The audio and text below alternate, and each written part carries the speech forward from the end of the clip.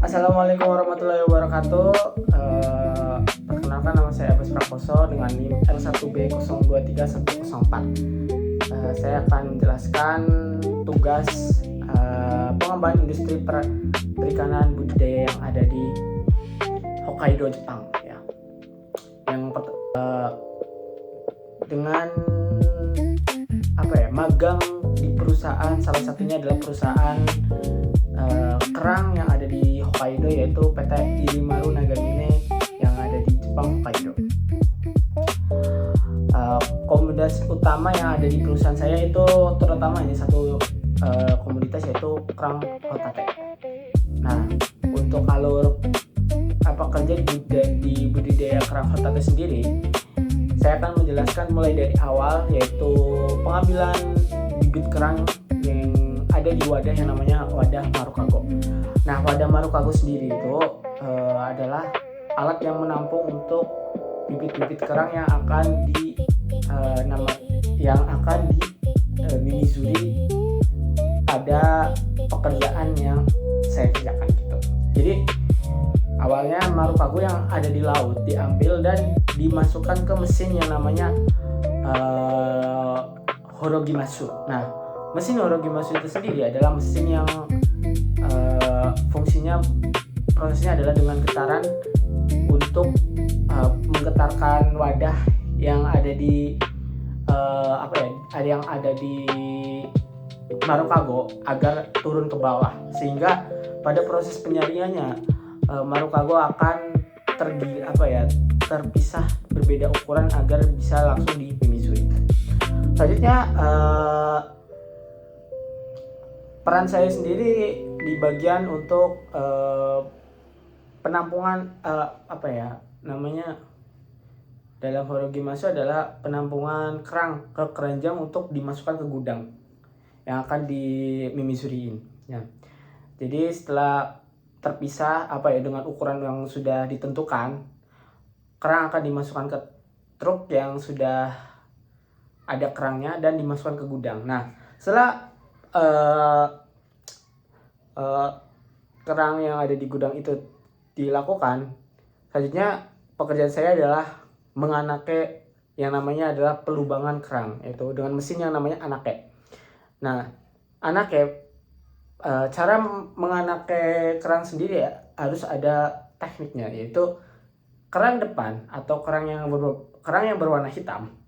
Kerang yang berwarna hitam harus dimasukkan di paling awal di mesin itu. Jadi mesinnya itu bergerak sendiri. Selanjutnya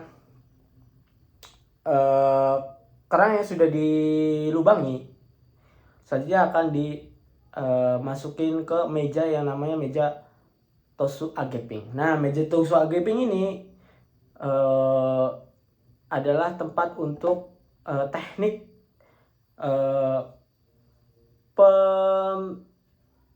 pemasukan kerang, yang kuping kerang yang sudah dilubangin ke dalam tali-tali yang sudah dimodifikasi. Jadi namanya tali tosu ageping. Nah, tosu ageping sendiri ada tekniknya, yaitu di perusahaan saya adalah 2-1-2-1 kanan 2 kiri 1 gitu. Dan sampai 120 tusukan gitu. Setelah tosu ageping selesai, pekerjaan selanjutnya adalah kerang akan disebar ke laut dan dengan cara long line. Jadi kerang yang sudah itu akan di long line, dan pekerjaan itu dilakukan setiap hari dengan waktu pagi jam 2 pagi sampai jam 5 sore. Dan itu pekerjaan harus diselesaikan setiap hari ya.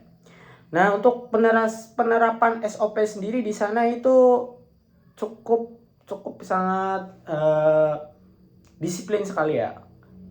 Yang tadi saya bilang, kita bekerja mulai jam 2. Itu kita berangkat berarti 15 menit sebelum jam 2 itu. Karena waktu itu udah waktu paling awal kita masuk kerja gitu. Jadi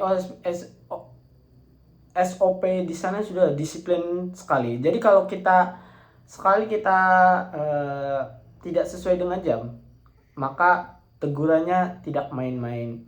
Pemotongan gaji bisa, atau dispensasi juga bisa terkena juga. Untuk keselamatan kerja sendiri di sana itu cukup bagus ya, terutama karena kita menggunakan kapa. Yang namanya kapa itu untuk melindungi badan kita dengan air laut. Jadi memang kita bekerja di pelabuhan, tetapi juga kita harus terkena air juga gitu. Jadi keselamatan kerja sudah cukup bagus di sana, dan budaya kerja yang diterapkan di sana cukup baik juga. Karena apa?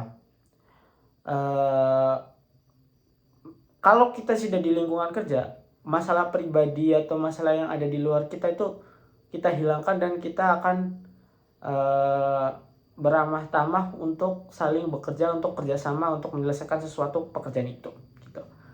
Jadi menurut saya pekerjaan di sana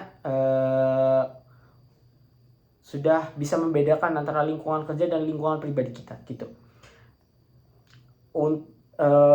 Prakteknya, kalau prakteknya yang dapat kita adopsi untuk di Indonesia itu sangat banyak ya. Jadi kalau suatu pekerjaan bakal dipermudah dengan suatu alat yang emang sudah dibuat gitu. Contoh salah satunya adalah alat horogimasu. Awal tuh sebenarnya horogimasu kalau kita bandingkan dengan alat manual yang hanya menyaring dengan marukago saja, itu sebenarnya juga bisa. Cuma karena ada alat yang lebih dimudahkan, sehingga teknologi yang tadinya susah menjadi mudah gitu. Seperti pelubangan kerang. Kalau pelubangan kerang tidak menggunakan mesin, apakah pelubangan itu bisa dilakukan? Tidak. Makanya kalau diterapkan di Indonesia, kita juga bisa dilakukan. Contohnya kalau dalam pekerjaan udang saja, banyak teknologi yang bisa kita terapkan ya. Mulai dari pengecekan kualitas air gitu, ada alatnya sendiri gitu. Akan dipermudah sih sebenarnya. Untuk pemanenan yang terutama harus ada inovasi sendiri sih kalau emang pengen ada penerapan yang lebih efisien suatu pekerjaan gitu. Dan orang Jepang lebih berprinsip keefisien suatu pekerjaan. Jadi semua pekerjaan bisa diefisiensi dengan jalannya inovasi kita dalam bekerja gitu. Penyesuaian yang ada di lokal, kalau kita contohkan yang ada di Indonesia saja, sebenarnya agak susah karena teknologi yang saya untuk inovasi belum terpikirkan sampai sekarang gitu. Untuk pelajaran pribadi sih lebih ke disiplin sih menurut saya, karena pelajaran pribadi dalam dunia Jepang tuh sudah disiplin, yang pertama. Yang kedua, inovasinya mereka dalam suatu pekerjaan, walaupun itu pekerjaannya sendiri, dia bisa memutar otak dengan cara apa yang mereka lakukan untuk mempermudah suatu pekerjaan. Dan yang ketiga, berpikir ke depan sih, lebih kayak berpikir ke depan untuk menyelesaikan sesuatu. Itu adalah yang bisa saya jelaskan tentang pekerjaan yang ada di Kerang Hotate, Jepang, Hokkaido. Sekian, terima kasih. Wassalamualaikum warahmatullahi wabarakatuh.